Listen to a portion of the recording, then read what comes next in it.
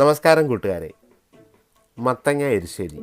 ഓണത്തിന് മത്തങ്ങയും വൻപയറും ചേർന്ന എരിശ്ശേരി നിർബന്ധമായിട്ടും ഉണ്ടാക്കണം.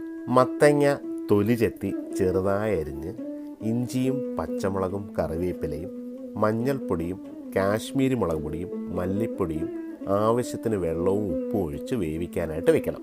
മത്തങ്ങ പകുതി വേവാകുമ്പോൾ നേരത്തെ വേവിച്ച് വെച്ച വൻപയർ ചേർത്ത് നന്നായി ഇളക്കി യോജിപ്പിച്ചെടുക്കണം. അരമുറി തേങ്ങ തിരിങ്ങി പകുതി വറുക്കാനായി മാറ്റിവെച്ച് ബാക്കി തേങ്ങ വെള്ളമൊഴിച്ച് നല്ല മഷിപ്പരുവത്തിൽ അരച്ച് എരിശ്ശേരിയിൽ ചേർത്ത് ഇളക്കി കൊടുക്കണം.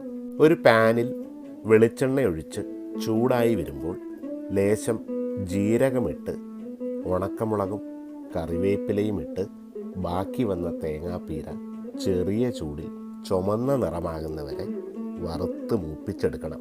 അതിലേക്ക് ലേശം മല്ലിപ്പൊടി ഇട്ട് മൂപ്പിച്ച് ഒട്ടും കരിയാതെ വറുത്ത തേങ്ങാ മസാല എരിശ്ശേരിയിലിട്ട് യോജിപ്പിച്ച് ചേർക്കണം. ഓണത്തിന് എന്തായാലും എരിശ്ശേരി ഉണ്ടാക്കണം. ഒരുപാട് സ്നേഹങ്ങൾ വാരി വിതറണം. Thank you so much.